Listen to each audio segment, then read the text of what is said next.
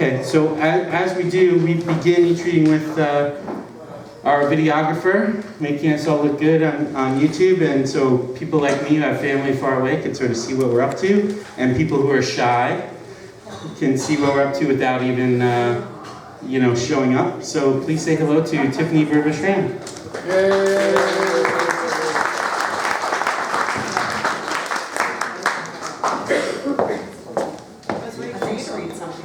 I know that's not happening this time, but we got plenty of poetry coming. Okay.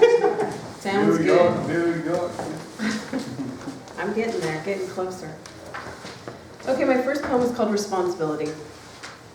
Their hearts rest in the palm of my hands. The responsibility seems like the weight of the ocean. They're willing to settle for tiny drops, willing to take what they can get. Drops to me are pointless. I dive in, mouth wide open, to become saturated. I watch my body expand to the size of a mighty wave, powerful, always building until it crashes. They all seem to think they can settle for what they can get, reassure me that they're in control of their feelings. I know the damage I can cause, so I'm cautious. Speak the truth of how I don't want to harm, won't put myself in the situation to bring pain. I think deep down I know that even with every noble attempt to lessen the casualties, someone always ends up hurt. That someone is usually me.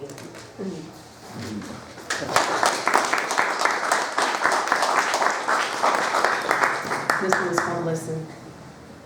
Listen, if we were made to love, then why is it so difficult to feel, taste the flavor, feel the touch, and embrace the tenderness? Words are tossed through the air, land only to circle and fall on someone else. But that was our love that we nurtured, held together with string until it was able to hold us like concrete, and now that is gone, thrown out in Monday's trash. As if it was never anything of value. Never did we taste the sweetness of the ripe summer fruit. They all just say it was never real, that what we thought was love was just two broken people trying. Two shattered hearts trying to place pieces back together with superglue. Listen, I know it may not have been love as seen in the movies or sang by the crooners, not the love poems of Neruda or Wilde, but to me it was everything. The sun in the summer sky, the moon full and bright, and the sunflowers that grew from love every August. I worry I may never love that way again.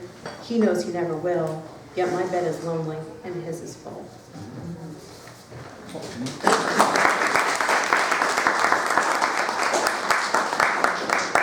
And this last one I wrote this morning on the bus, so we'll see how this one goes. It's called Transition. A bus poem. A bus poem. I have grown tired of men who think because I have a brain and I've used it rather than my body to get what I want, that I'm meant to be controlled. That if I don't comply with what they want, they won't give me what they think I need. Seems they were all in a transitional phase. They ask me what I want from them. I ask them what they have to offer. They reply, everything. Yet everything looks like empty vodka bottles and generic labels, cheap motels and styrofoam containers of takeout food, all-day marathons of television and naps, conversations of what type of man they are and what type of woman they think I am or should be. They want immediate claim to my body, repeatedly ask if I am theirs. I reply, I have only known you in hours, barely know the color of your eyes, I don't recognize your smile, don't even know if I like the way your name feels on my lips. I am in transition too, yet mine looks like empty Starbucks cups, chicken scratch poetry that falls like confetti in Times Square. My confidence looks like half smiles that fall below weary eyes. Somehow I feel my transition offers far more than their everything. Thank you.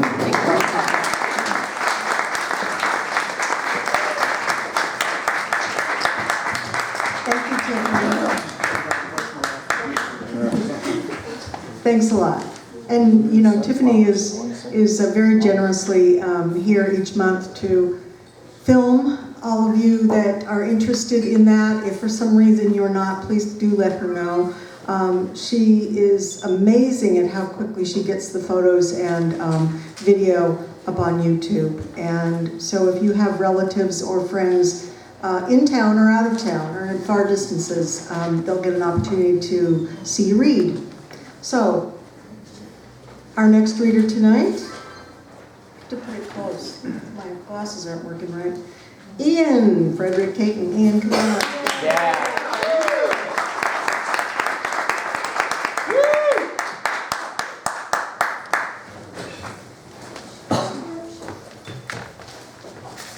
Hey everybody. Is this on? Yeah. Yes, it is. Yeah.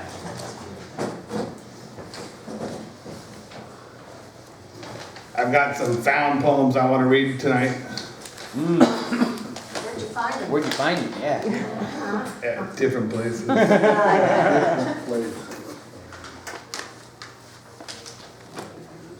This one's a little booklet I put together. It's called, can you get a close up of that? It's called Safari 20SG. This is the chemical that they use to kill off all the bees that they shouldn't have been using, that the pesticide people were killing off bees. First one's called Pokey Joe is the King of Cilantros. Pokey Joe is the king of cilantros. Besides intensely green pungent foliage, the variety is also noted for its fantastic roots. It's called Oregon Trail Rose. Beautiful plants and flowers of all kinds were planted graveside by grieving loved ones. It's called Euphorbia Charaxius wolfeni. Upright steps crowded with narrow blue-green leaves form a dome-shaped bush 4 feet high and wide. This is called Safari 20SG. Do not apply this product or allow it to drift to blooming crops or weeds if bees are visiting the treatment area. It's called Gloriosa Daisy, Rudbeckia hirschia. Deep golden petals radiate from chocolate centers on 2 to 4 inch wide flowers. So that's Safari 20SG.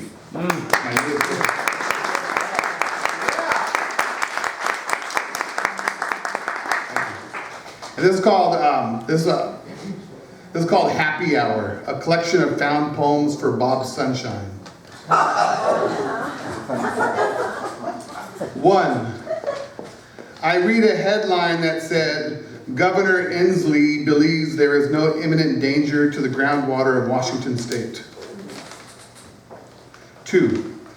And I was like, what is the danger in general? So I read more and I realized there was some tank leaking at the Hanford nuclear site.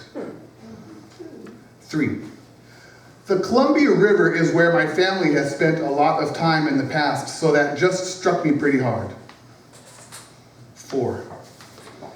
But I didn't want to hit people over the head with it, especially since I'm not really an expert in any way.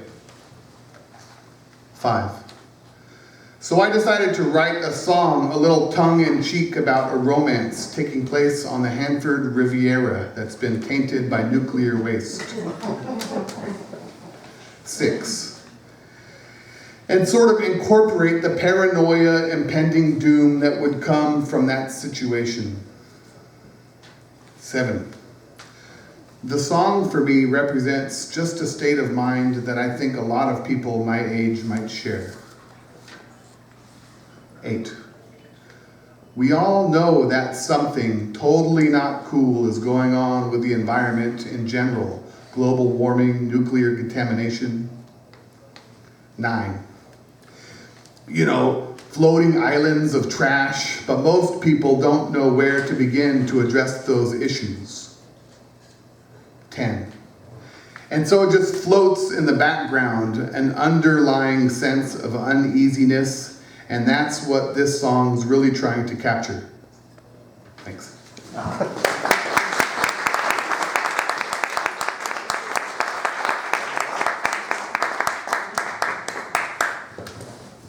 right.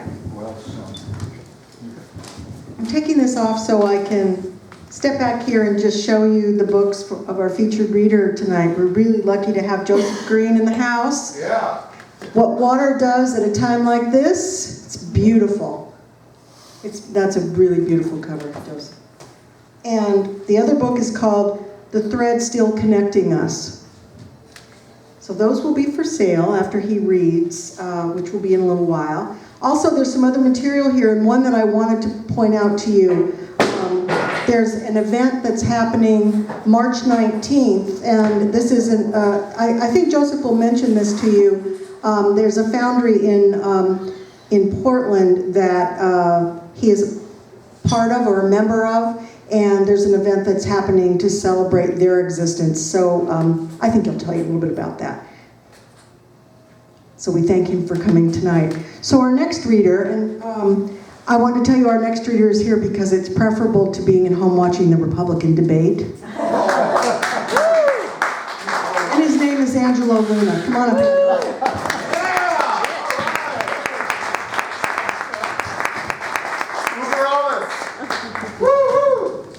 Yeah, it's fair. Okay. All right. I may have got some of my Judeo-Christian lore a little wrong here, but it ends up working out even better. So the title of this is Samael. His foot, as if being gently placed onto new carpet, comes down slowly and carefully, to no avail, straight onto the center of a landmine. 200 milliseconds into the explosion, blinding, all-encompassing light surrounds him. There's not even enough time for this soldier to think about the fact that he's dying. This is a man who has spent year after year in the darkness of his own mind, shying away from any light that enters his life. And now, light is all that he is. Usually the light goes away. The soul transcends this plane and moves on, but not this time, no. For one single second, out of a war, rises an angel. Pure light from pure darkness, a tainted pact between a man and his God. How often does a monster rise from the ashes of a beast? The blinding light illuminates his soul, shows him the true ways of the world, and for a split second, all is peaceful. Then, just like that, the explosion ends, and his body is forgotten to have ever existed, and the violence simply continues.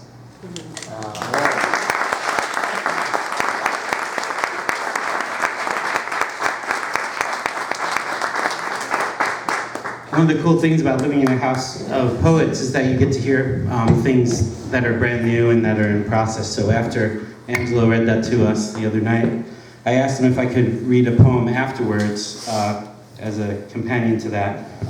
So this is called Art is Immoral, and the title comes from the person who the poem is about, the filmmaker Donald Cammell. And two of the films that he made that you might have heard of are Performance and Demon Seed. So this is a poem I wrote after seeing a documentary about Mr. Cammell and his work. Art is immoral. You don't know where I'm going, pal. Having risen, Lucifer hitches a ride in Charlie's dune buggy. Loving couple heads for the Mojave, trailing flames. Isis and Osiris stand on opposite sides of the highway, giving directions to the black hole in the American desert. Brian's ride with Dennis sent him over the handlebars into Brando's Brechtian backyard. Having sat on Crowley's knee could not protect him from bad karma, more than involved, incriminated. Missed his connection, performance, yet anger remained, demon seed, rarely without a gun, wild side. Donald lived for 45 minutes without pain. White of the eye, conquered death with a bullet. Yeah. Check him out. And so next we have one of the folks who's been with us since the very beginning in 2004, Ms. Lori Loringer.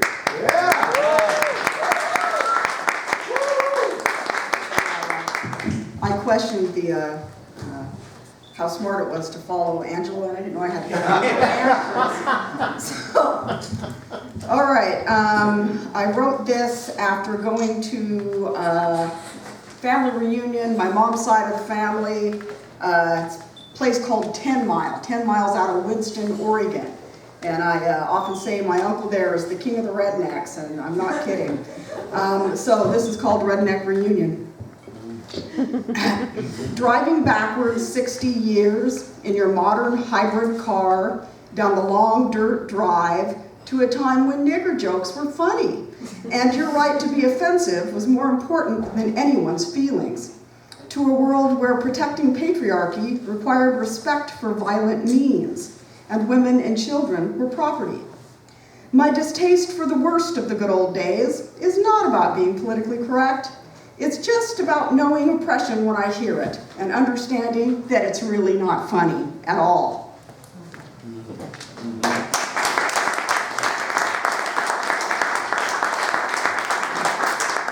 So on a lighter note, I went to pick up my little granddaughter, and she gave me a great big hug, and that's where this came from. Heart to heart, you cling to me, my arms surround you, and we stay like that, embracing, while the love pours from my heart to yours and back again, until both are so full, neither knows who's giving and who's taking.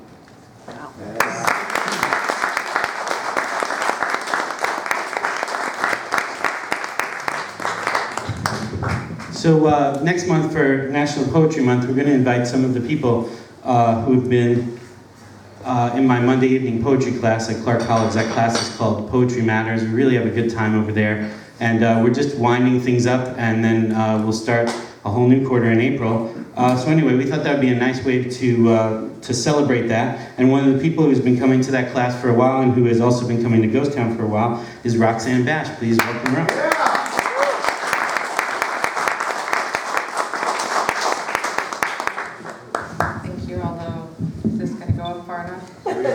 Okay, I guess it will. No, I think that'll work. Does that work? Okay. I have two poems for you this evening for two different people. This first one is for a friend and friend of mine, Matt Eford, and it's called The Weight of Your Hunger. You have become the lone wolf, striking out on a path of great distance, searching among tribes of others to create one of your own. Not content to dwell on the familiar, your tongue tastes the scent of exotic musk, following tracks laid down by centuries of masses, nosing through the waste-filled edges of man, seeking an understanding greater than your soul, on padded paws, bearing the weight of your hunger.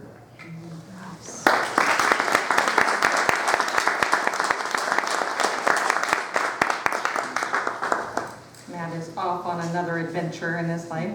It's coming up soon. And this last one is one my sister has been on my mind. She passed away several years ago at about this time. Gone. Too sharp, that thought. I'm not ready to go there. My skin is too thin, too easily pierced by regret that I did not intervene. Slicing open my breast, reaching behind my ribcage to squeeze out to shut the blood vessels of my heart, she is gone. It doesn't matter that I didn't know that she needed help that night. I knew she was in need.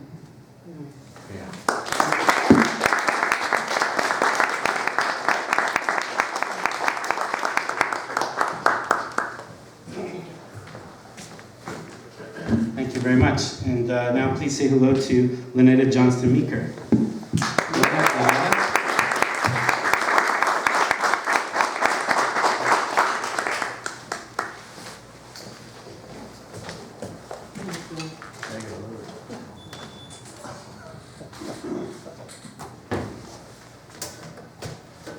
Do the little dance of the glasses here, you know, to get on.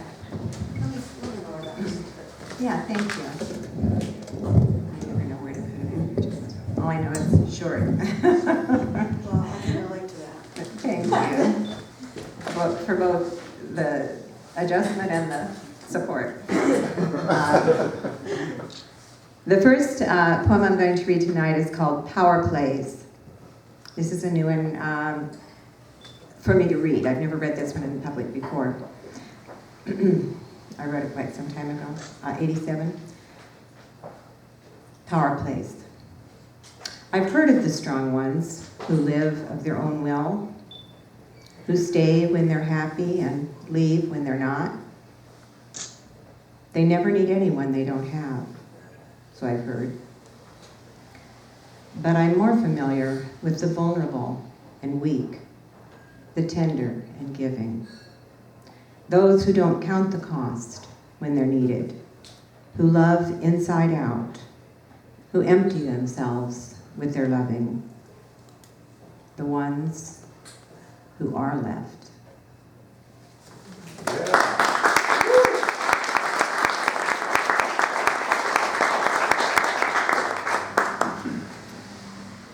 A little short one, untitled. From about the same period, actually, you'll get a theme here. It isn't good for man to be alone. It isn't possible, in fact. But then, it isn't easy for us to be together, either.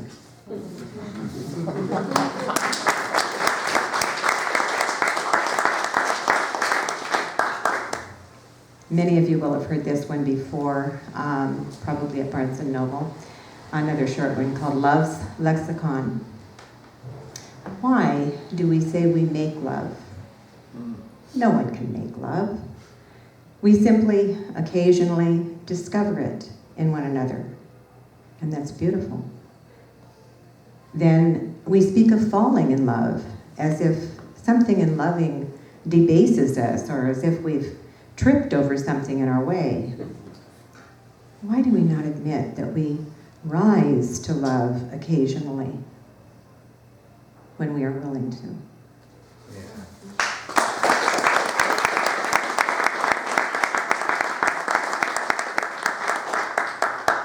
Finally, one more really short. Have you ever wondered how love begins? When do the windows of our souls begin to open? Why do we begin closing doors?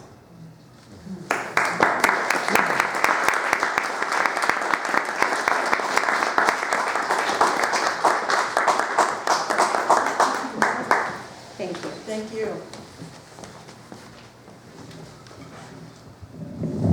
Next, we're going to hear from, do this. I know I'm going to need to raise this up. There we go. Next, we're going to hear from another poetry host in town who hosts a reading at Paper Tiger Coffees. Please welcome Joyce Colson.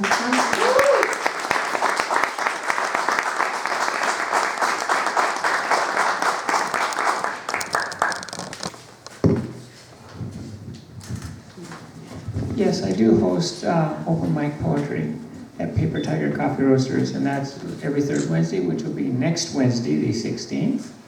And my featured reader will be Tevin Bonder, and I will have a special gift for each person who attends the evening.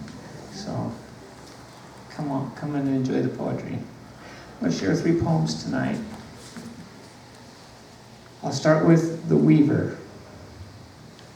I am the weaver of the universe, knitting and purling intricate patterns for a complex reality. I fashion perceptions for all eclectic quilts. I weave for awareness and gather the cloth of endless possibilities. I cloak the purity of thought into endless directions of intention. I spread connections of sacred cloth to all the corners of existence. I am the weaver of the universe, and I sew my giving heart on my sleeve. Follow my pattern of perceptions and discover your own delicate weave.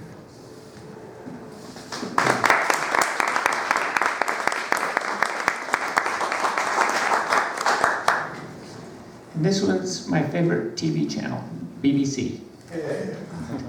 Keeping up appearances, are you being served? Or is it just a flying circus and a solution only fit for Sherlock Holmes?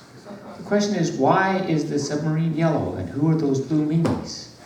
It must be the wind in the willows or a bloody 2 years before the mast. Thus quoted Romeo and Juliet from A Midsummer Night's Dream. It's murder, she wrote. Mr. Bean and Monty Python is guilty. I guess Benny Hill will be sentenced to Downton Abbey. I guess the question is, was it to be or not to be? It's all elementary, my dear Watson. Henry VIII understood.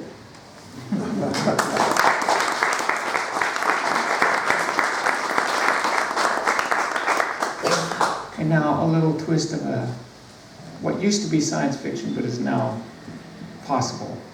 Clones. Yin and Yang walked out in a meadow, meditating. They visualized walking in a meadow, meditating. Yin and Yang imagined they walked in a meadow and visualized Yin and Yang meditating. Yin and Yang visualized a meditation where Yin and Yang meditated walking in a meadow and met Yin and Yang visualizing a walk. Yin and Yang visualized walking with Yin and Yang meditating while I walked. Yin and Yang sang a song as they meditated. Yin and Yang sang, clone, clone, clone. Yin and Yang walked in a meadow, meditating with a sheep and 2 monkeys. Yin and Yang met 2 sheep and a monkey, visualizing 2 monkeys and sheep meditating. Yin and Yang sang, clone, clone, clone. The monkey sang, hear no evil, see no evil, speak no evil. The sheep sang 1, 2, 3, 4. Yin and Yang visualized they loved each other, and all the other yins and yangs agreed. The sheep and monkey sang a special chorus. Clone, clone, clone. The moral of this fable is, count your sheep before you monkey around.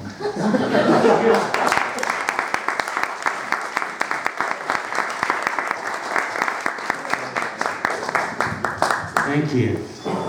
And that's a really fun reading over at Paper Tiger, so go over there next time, and if you have poems you want to share, another opportunity to share some poems too. Next we're going to hear from Bob Sunshine.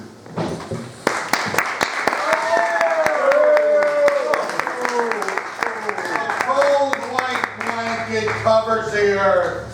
On my right, a 10-foot wall. A sharp breeze slaps my face. My numbed body cries out for relief. I seek the comfort of the gate, which breaks the monotony of the foreboding wall. Through the gate I see a cemetery, wind-shaped dunes parading before me. A Sahara of death. Why do I stop? Could this be the threshold from one world to another? Mine governed by the anarchy of realty, and this one the infinite realm of man's imagination. These questions ponder my brain as my insensitive hands slowly reach to open the portal. I walk, then begin to run.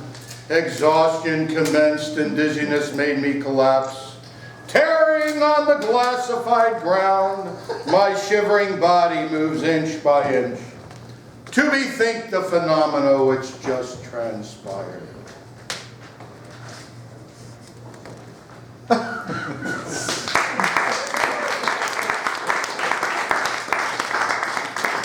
What sort of man is this, rising from fetid abyss, dripping blood from every pore?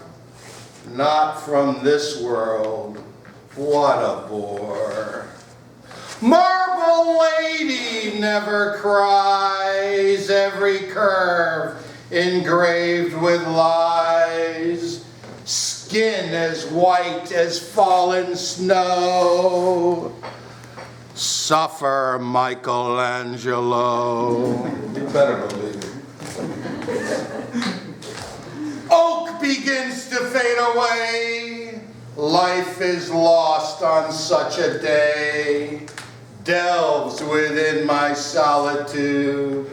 Creeps upon my bone for food. Raindrops fall 10,000 feet, mimicking the human beat. Slaves to kings, they all have strength. Roly-poly shows its length. Oh, I love that one. Woo! Oh, yes, I go. Oh, no. Just written today. Oh.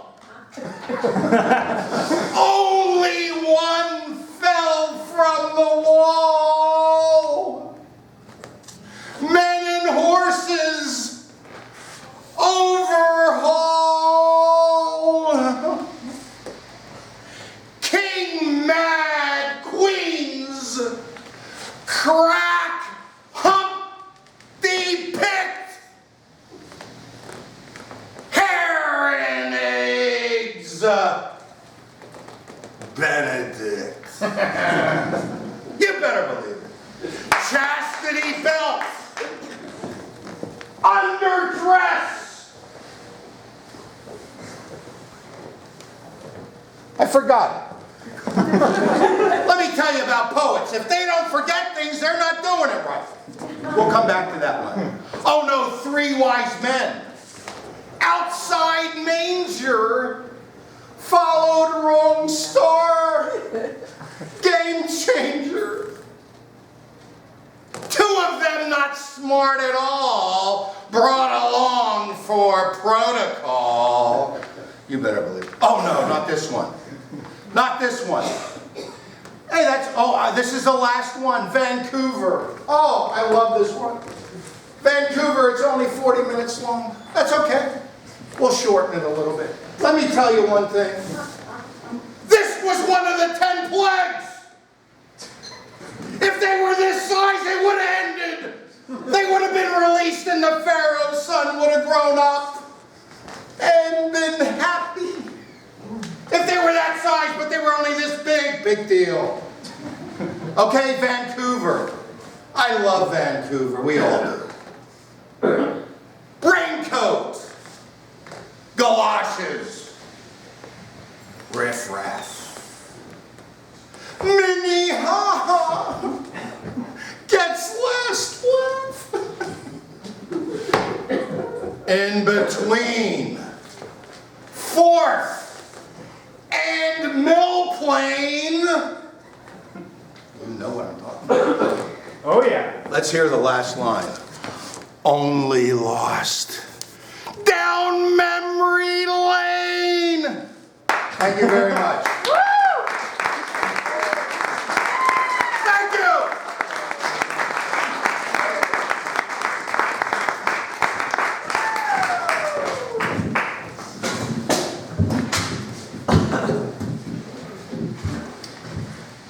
Now, please say hello to Matt Eifert. And I'm going to ask him how to say his name, because obviously I don't say it right. How do you say your last name? Eifert. Eifert, so I was pretty close. Yeah, say hello to my friend Matt Eifert.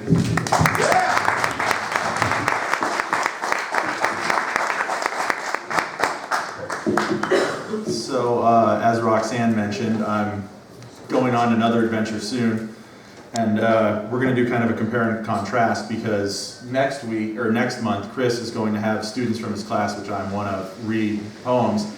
I'm going to call in with a poem having just returned from St. Petersburg and Moscow as to what it looks like now, kind of after a lot's happened since the last time I was in Russia. And this takes place in Russia on a trip from a drive from London to Mongolia in 2012, in between the stretch of land between Ukraine and Kazakhstan. The unwieldy bear. We have underestimated the vastness of wheat, wreckage, and rust. Roads are not labeled, maps aren't oriented north. Goods and people do not travel easy on a ruptured ribbon of asphalt left to drown and dry in the Volga River Valley. Buildings have hangovers. The inhabitants will not be sober enough to consider one. Our presence is an insult. Grocery stores have the precarious calm of an after-hours strip club in South Carolina. We were never more than an excuse away from a fistfight. The common man feels entitled to a level of corruption reserved only for elites in the West. Truckers behave like Wall Street and try to sell what they don't own. We stop and show our papers when the police point at our car. Everyone else pours petrol on the problem. They can't hide behind Hillary Clinton. When the rest of the world gets weak when it's hit or neglected, the opposite happens here. Defiance through decay. She holds a sword high above Volgograd for the forgetful.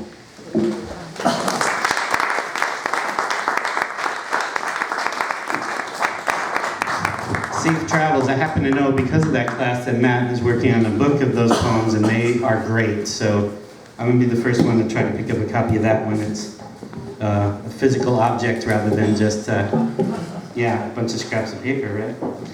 So we're going to have one more open mic reader before we bring out our feature, and he is an old friend of the series. Please say hello to Jim Martin. Hey.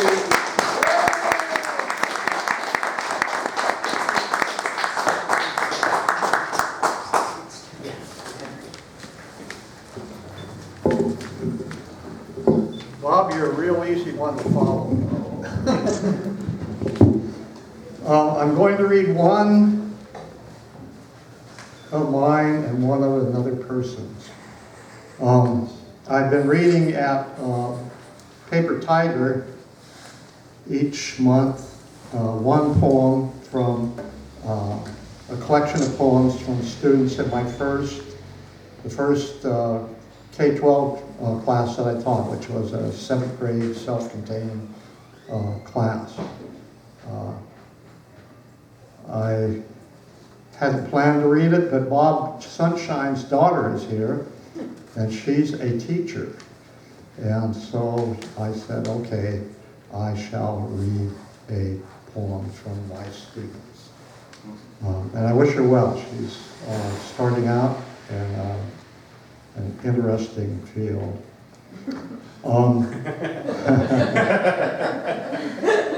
I read these poems one at a time. I'd like to read a whole bunch of them at a time, but I want to make sure that each kid gets his or her month. This is one by Mike Farland, Spiderweb. It's very short.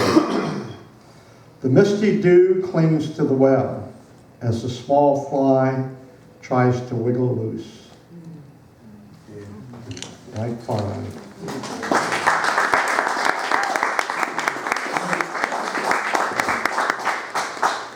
And then, let's see,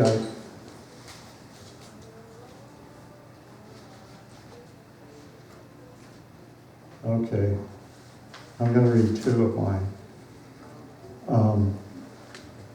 Norma Farber was a poet and a writer, and her husband died kind of early on in the 60s.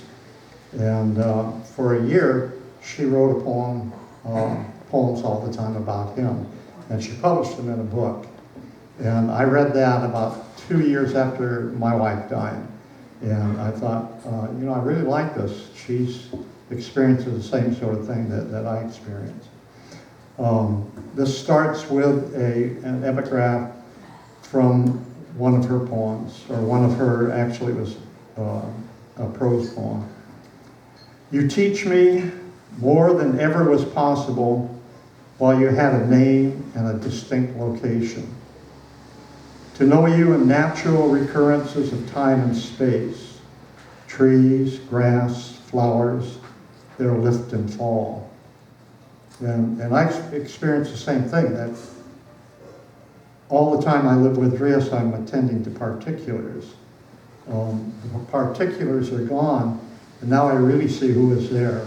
And it was much more than meets the eye. And then this is my poem, which may not have anything to do with that, I don't know. Child cries, old man dies. As we live, we are dying. Our journey to that place, alone in the universe, where we are open to all. Music, dance, spoken word, duende, expressed by a living body, excuse me, interpreted only by the living as they live the art while it is expressed. Duende, death, sprite at once alive and portending its death. Living within, the mistral blowing through us, propels itself beyond as we trail in its wake, blows and our thoughts follow in the vortex.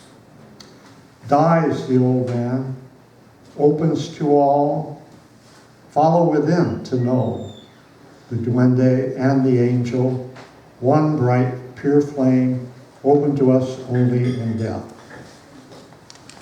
And the second one is one that came from, I was reading Michael McClure, a poet, and he said something that made good sense to me for some reason. The older I get, the harder it is for me to understand.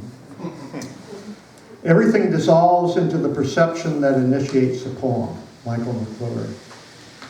Mind flickers. I experience perception.